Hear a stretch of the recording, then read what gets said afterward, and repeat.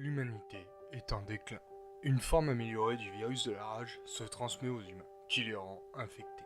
Hop hop hop hop hop, pause, petite mise au point. Alors, ça, c'est un infecté. Un infecté, un infecté. Ça, c'est un zombie. Un zombie, un zombie. Et ça, un abruti. Donc, ce virus a transformé toute la population terrestre en infectée. Sauf une poignée de survivants, et c'est d'eux que l'on va parler. On commence avec une troupe de militaires débiles qui usent de violences gratuites. Attention, je ne dis pas que les militaires sont tous débiles, mais ceux-là, ils n'ont pas inventé l'eau chaude. Donc je disais, des militaires neuneux et agressifs, qui ont pour refuge un bunker où la sécurité est pittoresque. Leur but est d'aider un groupe de scientifiques à trouver un remède pour sauver l'humanité. La virologue sexy Dr. Rose a pour but de trouver le patient zéro. Elle est aidée par Morgan qui est capable de parler aux infectés. Petit flashback. Des années ou mois en arrière, Morgan était dans une voiture avec son épouse Jeannette, quand ils ont été attaqués. Il a été infecté mais est resté humain, capable de parler aux infectés, au contraire de sa femme qui, elle, est infectée. Morgan rentre dans une cage où un infecté y est placé sur une chaise menottée. Tout cela pour essayer de savoir où se situe la première personne à avoir été infectée par la rage. La communauté du bunker pense que c'est juste des putains de bêtes assoiffées de sang. Mais en filigrane, Morgan réalise que les infectés sont bien plus intelligents que ce qu'il pensait. Il arrive à avoir de vrais dialogues avec eux, et là, ça devient très intéressant, même inquiétant. Mais vous allez me dire, y a pas de positif un peu dans ce film ? Bah si, Morgan il saute la docteure dans les chiottes comme de petits ados en manque de sexe. De nos jours, que serait un film sans sexe ?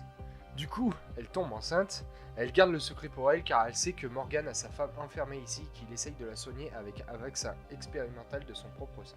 Mais le docteur Rose lui explique que le vaccin n'est pas fiable à 100% et que sur le long terme, les effets de la rage reviennent. C'est là que nous arrivons à un moment décisif du film. Il tombe sur un infecté très bizarre, un ancien prof. Il réagit pas comme les autres, il est très calme, il fume une clope, il entame un dialogue très fascinant, il raconte sa vie. Le prof lui explique que les infectés, en fait, c'est l'évolution de l'être humain, une espèce plus avancée qui se situe au sommet de la chaîne alimentaire. Que la rage est en chacun de nous et que ce qui l'a réveillé, c'est la frustration, la haine envers le monde, où on voit de plus en plus de burn-out, de dépression, de personnes qui pètent les plombs et perdent le contrôle. Après ce long entretien, le prof fait comprendre qu'il a fait exprès de se faire capturer pour rentrer dans la base souterraine. Inquiet et même stressé, Morgan découvre qu'un autre infecté a un émetteur dans sa poitrine. Et là, tout s'enchaîne. Une horde d'infectés ont pénétré dans le complexe par les conduits d'aération. C'est la panique dans le bunker. Morgan court libérer sa femme. Il retrouve le docteur Rose sur le chemin. Ils se faufilent ensemble dans le labo pour récupérer ses travaux et échantillons. Ils se rendent tous les trois au parking et rencontrent le professeur infecté qui s'était échappé. Et explique qu'il est venu à la base pour tuer Morgan, car Morgan est leur patient zéro et que c'est une menace pour la survie des infectés. Après cette grosse révélation, ils se mettent à se battre et là c'est Shoryuken dans ta gueule et la bataille se termine lorsque Morgan le pousse sur un puits en métal.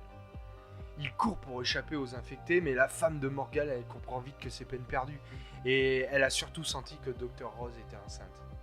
Elle se sacrifie pour qu'ils puissent vivre tous les deux. Que c'est beau. Morgan et Dr. Rose s'enfuient avec la conviction qu'ils doivent mettre tout en œuvre pour sauver le monde. Dans l'ensemble, ce film m'a plutôt plu. Ce n'est pas un chef-d'œuvre, mais il sort de ses classiques. L'intrigue est vraiment tournée sur le fait d'un échange humain infecté.